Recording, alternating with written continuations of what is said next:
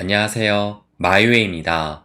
어제 미 증시가 엊그제보다 더 큰 상승이 나왔습니다. 그래서 S&P 500과 나스닥이 3%가 넘는 상승을 보였어요.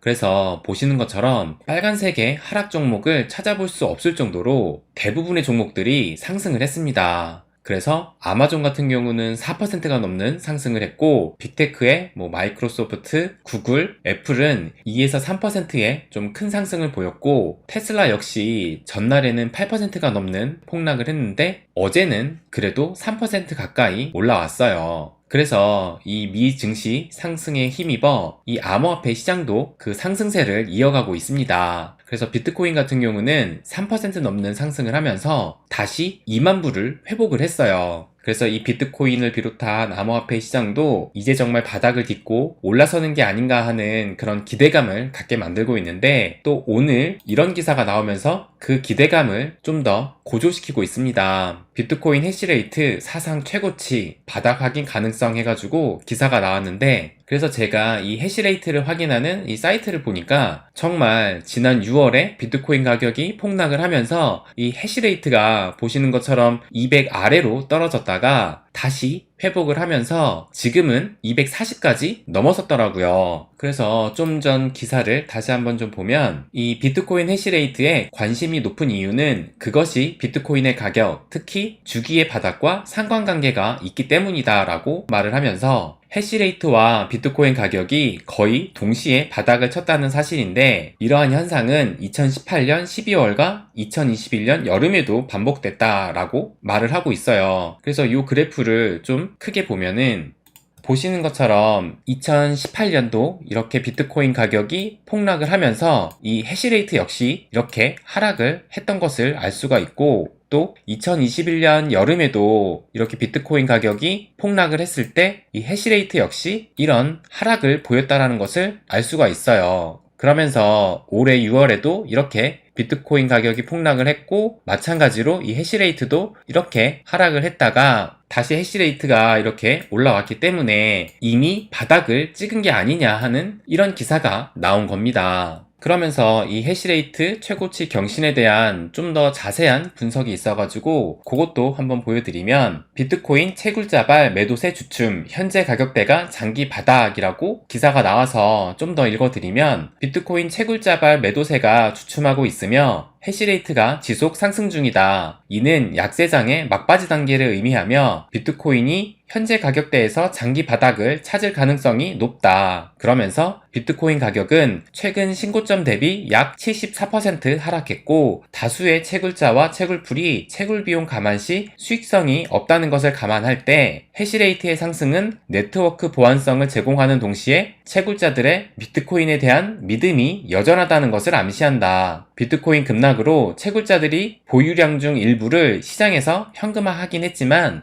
해시레이트는 다시 상승세를 타고 있다라고 이렇게 설명을 하고 있습니다. 그리고 이 플랜B 역시 비트코인 해시레이트 신고 경신은 채굴자들이 보내는 강세장의 신호다라고 이렇게 트윗을 올리기도 했어요. 이렇게 해시레이트의 증가로 인해서 강세장의 전망을 내는 이런 긍정적인 기사와 말들이 나오고 있는데요. 그런데 이 해시레이트라는 것은 어찌 보면 후행성 지표예요. 만약에 또 어떤 사건으로 인해서 비트코인 가격이 폭락을 하면 해시레이트는 다시 또 급감을 할 것입니다. 왜냐면 이 채굴자들이 그 비싼 비용을 들여가면서 폭락한 비트코인을 계속 채굴할지 또다시 수지타산 계산을 해봐야 하기 때문이에요. 그렇다고 지금의 이 해시레이트 상승이 의미 없는 것은 아닙니다. 지난 6월에 이 디파이 업계의 붕괴로 비트코인 가격이 크게 폭락을 하면서 해시레이트 역시 많이 하락을 했었지만, 그때 폭락 이후로 지금 가격이 크게 상승한 것도 아니고 아직도 고만고만한 가격 수준임에도 이 해시레이트가 이번에 최고치를 경신했다는 것은 물론 채굴 비용 절감 노력도 있었겠지만, 아까 이 기사처럼 비트코인이 향후 더 오를 것이고 또 암호화폐 산업이 더 발전할 것이라는 이런 믿음이 있었다는 방증이기도 해요. 그래서 이 해시레이트 최고점 경신이 개인적으로는 강세장의 신호로 확언할 수는 없겠지만 분명히 이 시장에 긍정적이고 좋은 소식이면 틀림없다고 생각을 합니다. 그러면서 또 암호화폐 미래가 그려지는 또 하나의 긍정적인 뉴스가 나와서 한번 보여드리면, 나스닥 부사장 제도권 편입 후 암호화폐 거래소 출시 따져볼 것이라고 기사가 나왔어요. 그래서 좀 더 자세히 보면 나스닥 부사장이 블룸버그 TV 인터뷰에서 자체 암호화폐 거래소 출시 계획은 암호화폐 거래소에 대한 규제가 명확해지고 제도권 편입이 될 때까지 기다릴 것이라고 말을 했다고 하면서, 리테일 이 개인 측면에서는 암호화폐 시장이 이미 상당히 포화 상태라고 하면서 대신 대량의 수요와 기회를 언급을 하면서 암호화폐 커스터디 서비스에 계속 집중할 것이라고 말을 했다고 합니다. 그런데 이게 무슨 소리냐라고 하면은, 이미 지난달 9월 22일에 나스닥이 기관 대상 암호화폐 커스터디 서비스를 출시 준비하고 있고 승인을 앞두고 있다고 기사가 나왔어요. 그래서 이것도 좀 보면, 나스닥은 암호화폐 사업부인 나스닥 디지털 에셋을 신설을 하고 암호화폐 사업 확대를 준비 중이다 라고 하면서 시장에서 나스닥만큼 신뢰할 수 있는 브랜드는 없다라고 이런 기사가 나왔습니다. 그런데 이 기사를 보면 약간 갸우뚱할 거예요. 왜냐면 우리가 나스닥 하면은 이 뉴욕 3대 지수인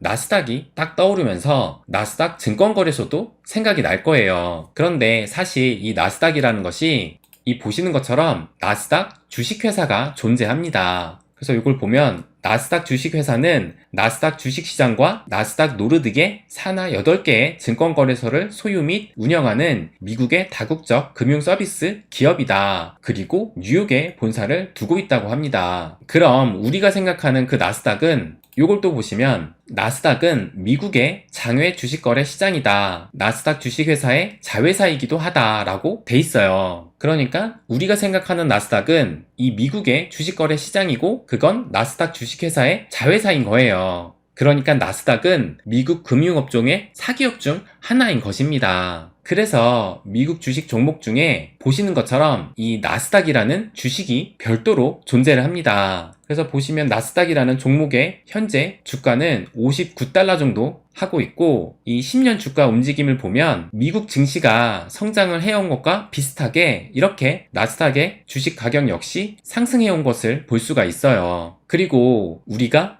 제일 많이 봐온 그림 중 하나가 바로 이 DCG 그룹의 관계도일 겁니다. 그런데 여기에 보면 나스닥이 있어요. 그러면서 여길 보게 되면 이 나스닥이 이 DCG의 일부 지분을 보유하고 있다라고 나타내고 있습니다. 즉, 이 얘기가 이 나스닥 주식회사가 DCG 그룹의 지분을 일부 소유하고 있다라는 뜻입니다. 참고로 이 미국에는 3대 증권거래소가 있는데 그 세 곳이 어디냐면 바로 뉴욕 증권거래소, 아멕스 거래소, 그리고 우리가 아는 이 나스닥이에요. 그런데 또 우리나라는 코스피 거래소, 코스닥 거래소가 따로 있는 것이 아니고 이 한국 거래소에서 이 코스피, 코스닥을 함께 관리를 합니다. 그리고 우리나라 이 한국거래소 역시 마찬가지로 주식회사예요. 근데 원래는 당연히 공공기관이었어요. 그런데 정부가 바뀌고 정책이 바뀔 때마다 또 민영화했다가 다시 공공기관으로 지정을 했다가를 계속 반복해오고 있는데, 2015년도에 이 한국증권거래소에서 한국거래소로 이름을 바꾸면서 함께 민영화가 됐고, 요즘에는 또 다시 정치권에서는 이 한국거래소를 공공기관으로 지정해야 한다라는 이런 목소리가 커지고 있다고 합니다. 그리고 주식회사지만 IPO를 추진하려고 했으나 결국에는 추진을 못해서 이 한국거래소는 아직 상장을 하지는 못했어요. 아무튼 우리나라는 좀 여러모로 복잡한 상황입니다. 중요한 건 이게 아니고, 아까 이 처음에 이 기사를 다시 보면 이제는 좀 확실하게 기사를 이해할 수 있을 거예요. 그래서 다시 한번 읽어보면, 이 나스닥 부사장이 자체 암호화폐 거래소 출시 계획은 암호화폐 거래소에 대한 규제가 명확해지고 제도권 편입이 될 때까지 기다릴 것이라고 말을 했다고 합니다. 그러니까 이 나스닥 주식회사가 지금 우리가 아는 이 나스닥 거래소를 가지고 있는 것처럼 암호화폐 전용 나스닥 거래소를 만들 수도 있다라는 겁니다. 물론 여기 나온 것처럼 규제가 명확해지고 제도권 편입이 될 때 암호화폐 거래소를 출시할 수 있다라고 얘기를 한 겁니다. 그렇다면 우리가 지금 지금 암호화폐를 거래할 때는 뭐 바이낸스라든지 업비트, 빗썸과 같은 이런 사설 거래소를 이용을 하지만 정말 나중에 이 암호화폐 시장이 제도화가 이루어지면 이 나스닥이 관리하는 암호화폐 거래소도 생길 가능성이 매우 높다라는 거예요. 그 얘기는 그때는 정말 이 암호화폐 시장의 폭발적인 성장이 앞으로 펼쳐질 가능성이 매우 높다는 것입니다. 저는 이 기사를 보고 진짜 암호화폐 시대는 거슬 수 없는 시대적 운명이구나 라고 생각을 했어요. 물론 아직 갈 길이 멉니다. 이 나스닥 부사장이 말한 것처럼 규제가 명확해지고 제도권 편입이 되는 데에는 긴 시간이 필요하고 또 그 과정 속에 수많은 이 가격적인 변동성과 폭등과 폭락이 있을 거예요. 그리고 이 실제로 나스닥 암호화폐 거래소가 생기기까지는 뭐 5년이 될 수도 있고 10년이 걸릴 수도 있습니다. 하지만 이 장기적인 관점에서 보면 암호화폐 시장은 분명 커질 수밖에 없어요. 미국의 3대 증권거래소 중 하나인 이 나스닥이 지난달 기사에서 나온 것처럼 이 기관 대상으로 암호화폐 커스터디 서비스를 준비하고 있습니다. 우리가 암호화폐 시장에서 가격 등락에 울고 웃을 동안에 미국의 대형 금융가인 그들 역시 때를 기다리며 수면 아래에서 이 암호화폐 시장에 뛰어들 준비를 해오고 있습니다. 네, 그럼 오늘은 여기까지 하겠습니다. 항상 제 이야기 끝까지 들어주셔서 감사드립니다. 부자가 되는 길, 마이웨이.